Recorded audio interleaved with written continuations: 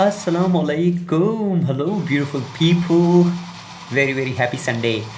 तो यार आज वीकेंड है और it's a very special day for me.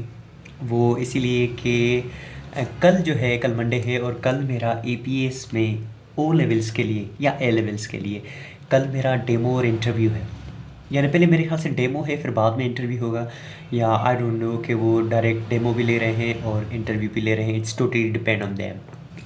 तो उसके लिए मैं ये किताब जो है, ये पाकिस्तान स्टडीज़ की, ये नाइजल केली की किताब है। मैं इसमें से एक टॉपिक जो है वो तैयार करके जाऊंगा और मैंने जो टॉपिक सिलेक्ट किया है ना वो है द वॉर ऑफ इंडिपेंडेंस, जिसको ब्रिटिश हिस्टोरियन जो है ना वो एज म्यूटनी, इंडियन म्यूटनी भी कहते हैं, और हमारे यहाँ पर जो सब कॉन्टिनेंट के हिस्टोरियंस है वो इसको वॉर ऑफ इंडिपेंडेंस कहते थे।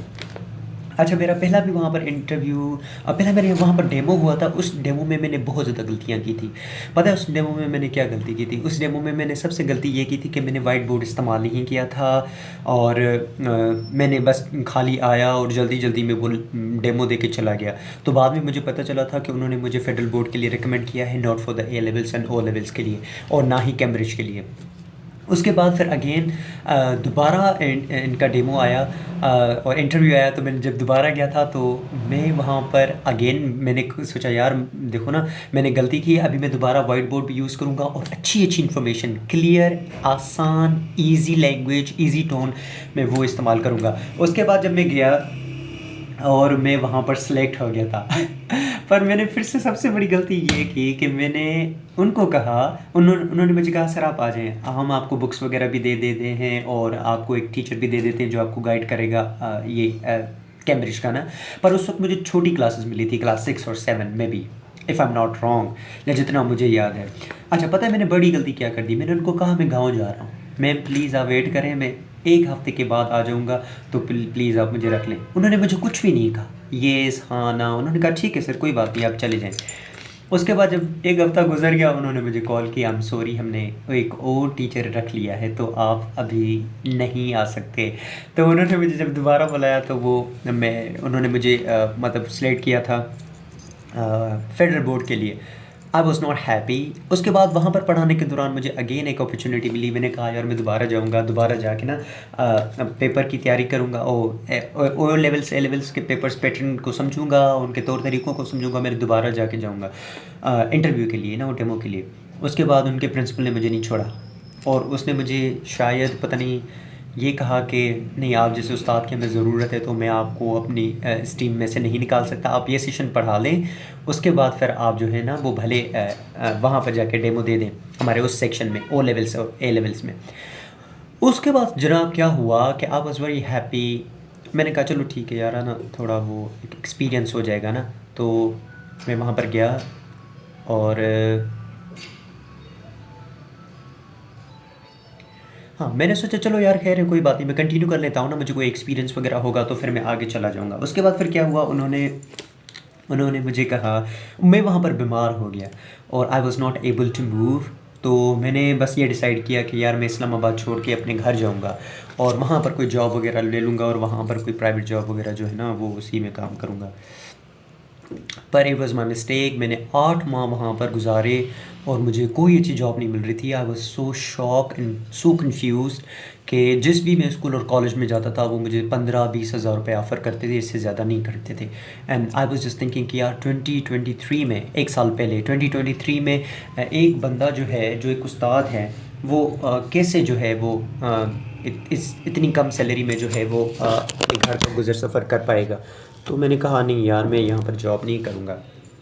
फिर मैंने अपनी वालदा को कहा कि यार मैं इस्लामाबाद अगेन वापस चला जाऊँगा। तो मुझे यहाँ पर एक और ऑफ़र आई थी करियर कॉलेज की, तो फिर मैं अभी करियर कॉलेज में पढ़ा रहा हूँ। बट अगेन मुझे दोबारा एपीएस पासवान रावलपिंडी से इंटरव्यू के लिए कॉल आई है, सॉरी डेमो के लिए कॉल आई, इंटरव्यू के लिए नहीं। वो फ़ाइनल होता है इनका इंटरव्यू, वो सारी चीज़ें वो फ़ाइनल जो है ना, वो जो ब्रिगेडियर होता है वो जब आता है तो वो फ़ाइनल हो जाती है। तो कल मेरा अगेन डेमो है तो मैं अपने डेमो की तैयारी भी कर रहा हूँ और नाउ लेट्स सी। कल मैं आपको खुद अपने साथ लेके भी जाऊंगा, वहाँ पर दिखाऊंगा, एपीएस भी दिखाऊंगा।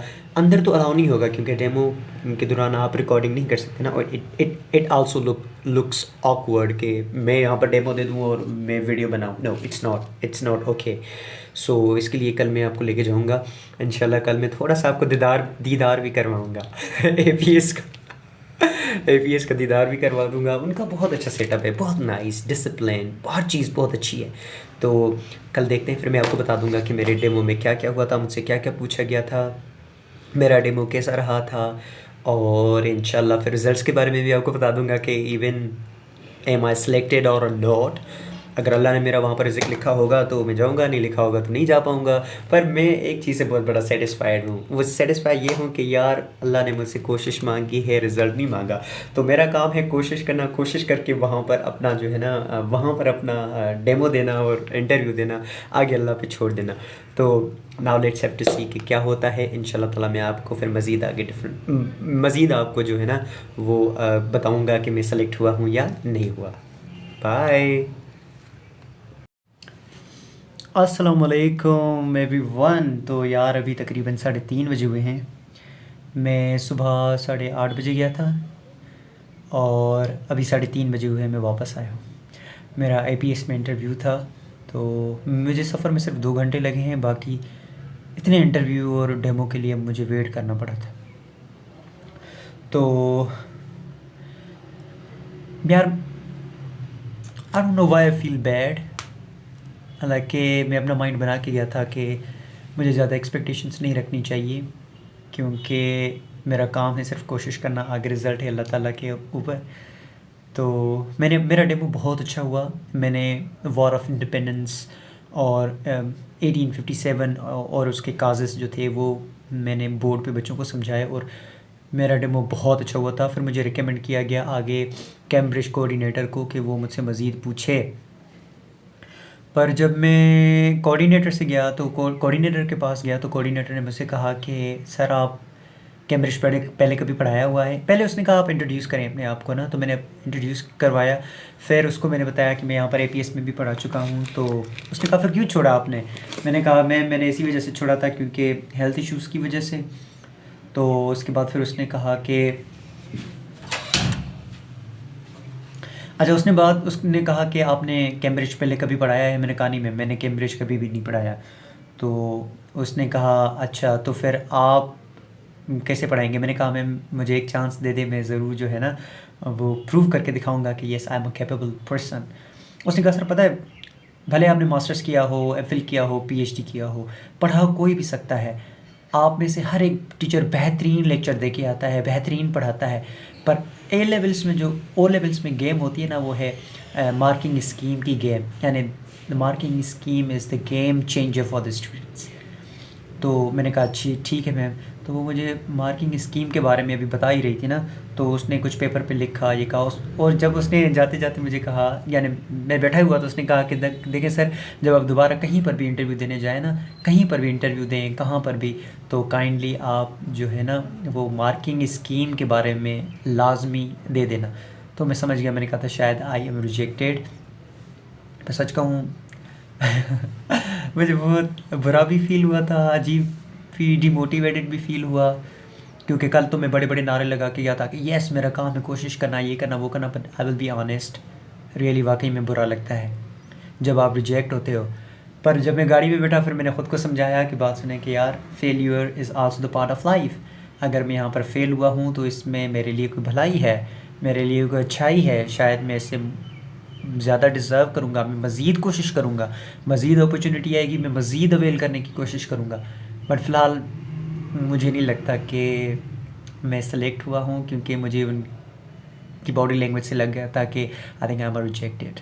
पर मुझे ये खुशी थी कि चलो मैं फ़ाइनल तक पहुँचा, मेरे डेमोज़ बहुत अच्छे हुए। वरना तो मोस्टली एपीएस में टीचर रिकमेंड ही नहीं करते, बहुत ज़्यादा हाई स्टैंडर्ड वाला वो कहते हैं कि यार ये बंदा वो ना, तो वही रिकमेंड करते हैं, वरना वो इतना ज़्यादा रिकमेंड नहीं करते। तो वेल, मैंने अपनी तरफ से पूरी कोशिश की। No doubt I feel bad, but जो भी होता है भलाई के लिए होता है, अच्छाई के लिए होता है, तो अल्लाह बेहतर करेगा। आगे देखते हैं क्या रिस्पॉन्स है मुझे, पर फ़िलहाल मुझे नहीं लगता कि मैं सिलेक्टेड हूँ। तो मैंने सोचा क्यों नहीं आप लोगों को मैं बताऊं कि डेमो में क्या हुआ था। डेमो में आप अपना टॉपिक कोई भी चूज़ करके जाते हो और वो ये भी कहते हैं कि अगर आपको हम बुक दे दें और वहाँ पर अगर आप कोई टॉपिक सेलेक्ट करना चाहें तो भी आपकी मर्ज़ी है। तो मेरी कहानी में ऑलरेडी तैयारी करके आया हूँ। उसके बाद उन्होंने डेमो लिया, डेमो के बाद फिर मुझे वेट करवाया, वेट करवाने के बाद फिर कोऑर्डिनेटर के पास भेजा जो कैम्ब्रिज की कोऑर्डिनेटर थी, और उसके बाद फिर फाइनल। तो चलो अल्लाह बेहतर करेगा इंशाल्लाह। तो लेट्स सी, बाय।